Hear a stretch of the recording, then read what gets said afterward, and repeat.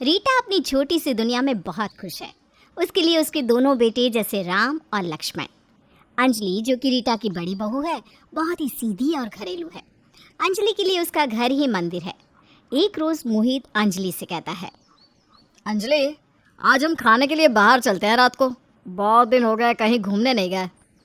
अभी छठ आ रहा है, घर में रंग पुचाड़ा करवाना है, अभी बहुत खर्च है।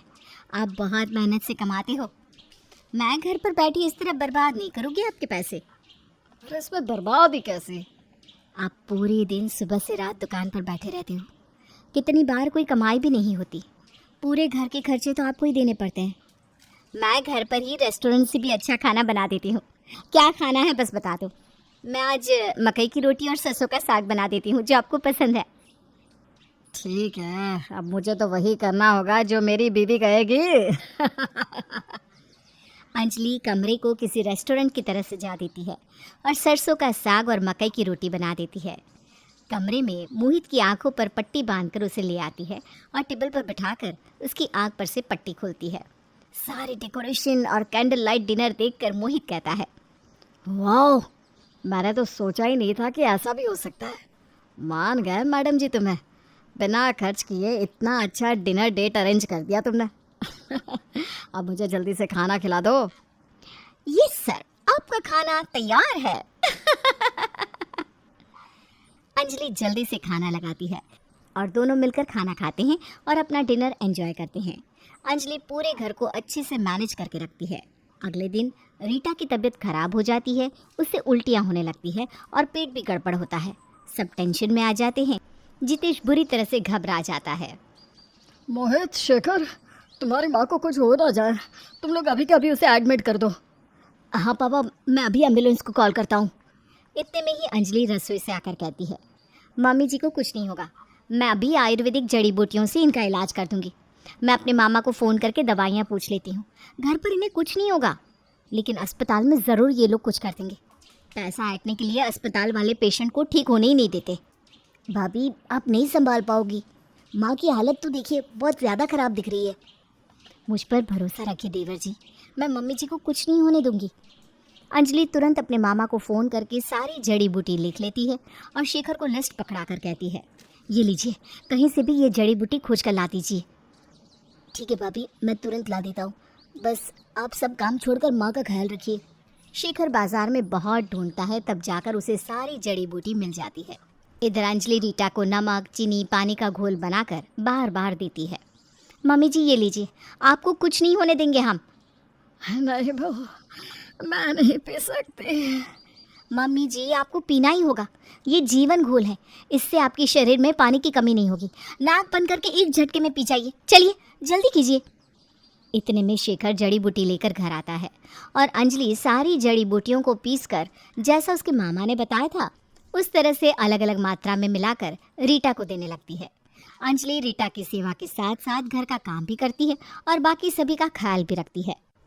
अभी मम्मी जी सो रही हैं, मैं तब तक खाना बना लेती हूँ, फिर मम्मी जी उठेंगी तब उन्हें नहला दूंगी। जब रीटा सोती है, अंजलि उसी वक्त घर के काम करती है। कुछ ही दिनों में रीटा अंजलि की सेवा से ठीक हो जाती है। अंजलि की तरह ही मेरे शेखर की दुल्हन भी आ जाए तो मेरा जीवन सफल हो जाएगा। सही में भाभी, आपने तो माँ को ठीक कर दिया, वो भी बिना पैसे खर्च किए।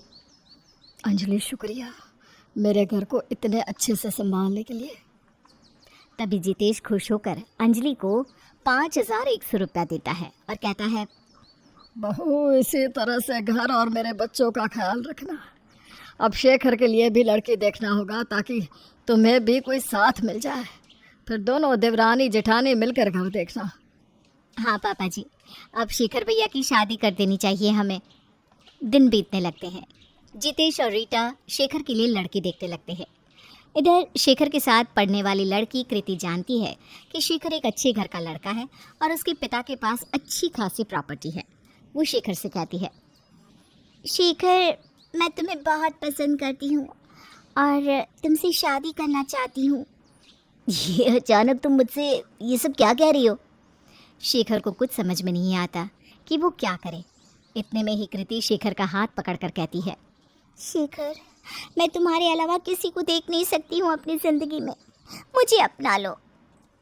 और शेखर हाँ कह देता है। चलो, मैं तुम्हारे घर चलकर तुम्हारे मम्मी पापा से मिल लेती हूँ। उसी वक्त कृति शेखर के साथ उसके घर जाती है। रीटा और जितेश के पैर छूकर उनका आशीर्वाद लेती है। लड़की तो बहुत अच्छी है और सुंदर भी है शेखर। अंजलि चाय नाश्ता लेकर आती है।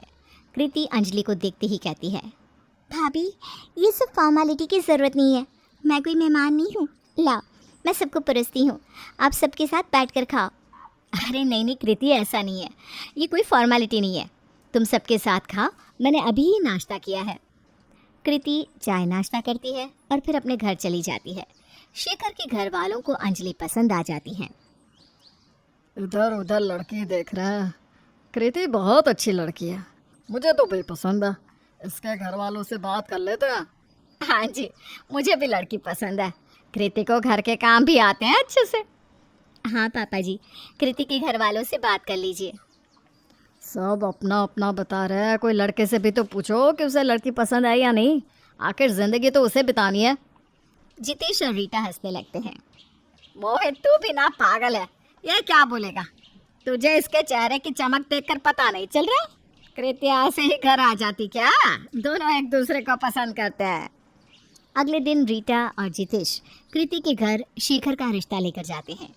कृति जितेश और रीटा को देखकर खुश हो जाती है। कृति के घर वाले जितेश और रीटा की अच्छे से खातिरदारी करते हैं और दोनों रिश्ते के लिए हाँ कर देते हैं। हम तो बहुत किस्मत वाले हैं कि हमारी बेटी को शेखर जैसा लड़का मिला। बस दोनों खुश रहे और हमें क्या चाहिए। अगले महीने ही हम अपनी बहू को अपने घर ले जाएंगे। आप लोग जल्द से जल्द तैयारी शुरू कर दीजिए। अगले महीने शेखर और कृति की शादी बड़े धूमधाम से हो जाती है।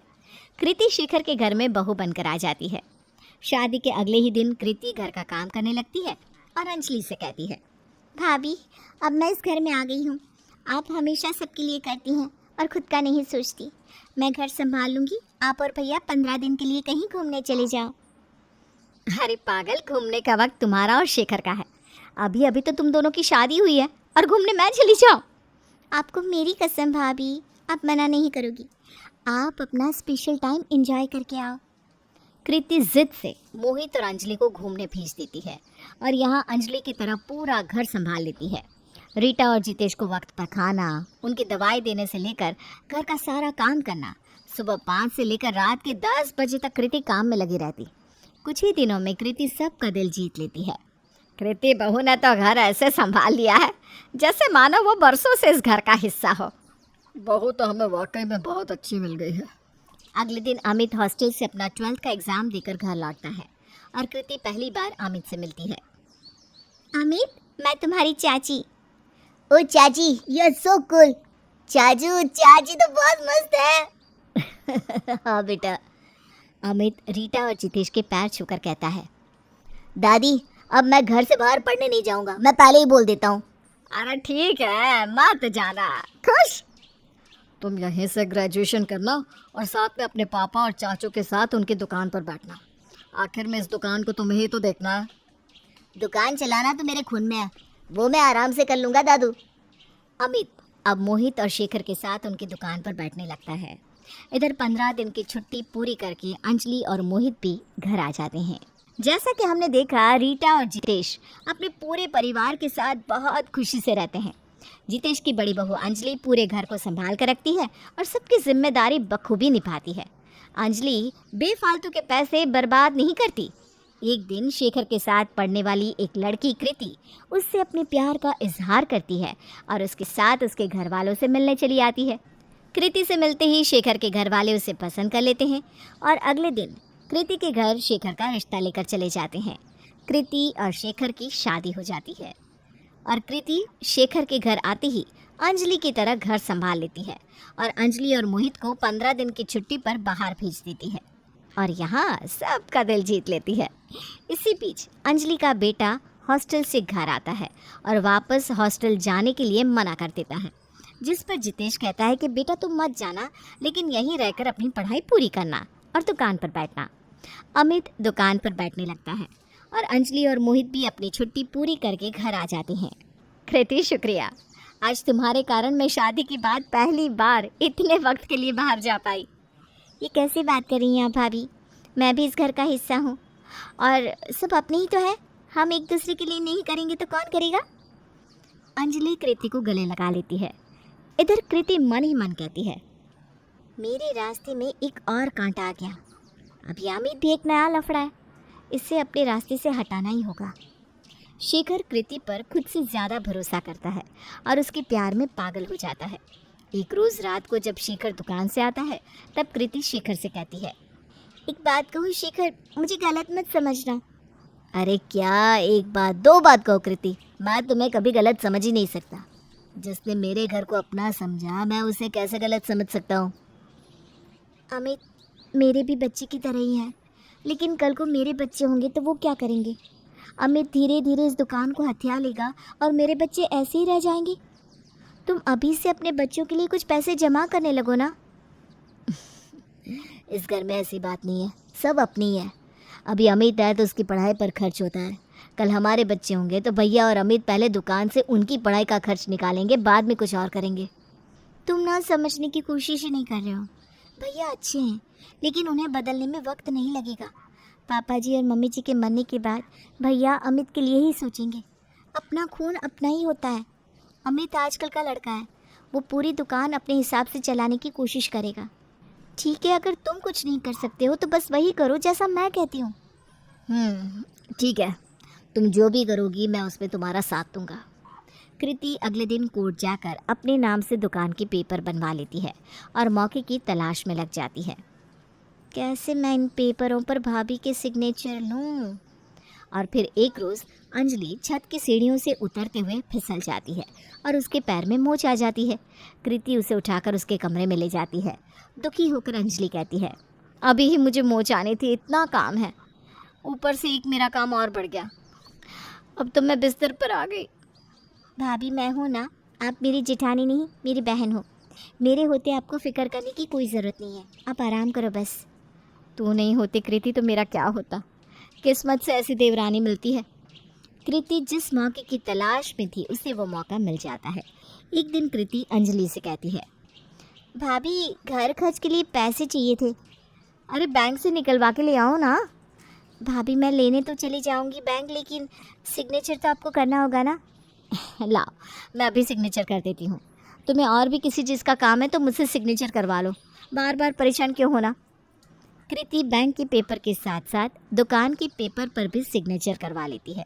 अंजलि सभी पेपर पर सिग्नेचर कर देती है और कृति से पूछती तक नहीं कि कौन कौन से पेपर पर वो सिग्नेचर करवा रही है। कृति पेपर लेकर अपने कमरे में जाकर छुपा देती है। हुक्म का इक्का तो मिल गया मुझे, दुकान तो मेरे नाम हो गई। अब बारी है घर और बाकी सभी प्रॉपर्टी की, जो कि मैं मम्मी जी को बहलाकर अपने नाम करवा ही लूँगी। फिर मुझे ये एक्टिंग नहीं करनी पड़ेगी। इन लोगों की सेवा कर करके तो मेरा तेल निकल गया, दुखी हो गई हूँ मैं।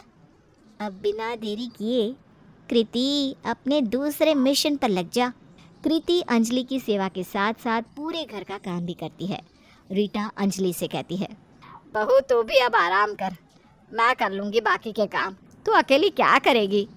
क्या मम्मी जी, इस उम्र में मैं आपसे काम करवाऊंगी? आप आराम से बैठो, जाओ, मैं खुद सब कर लूँगी।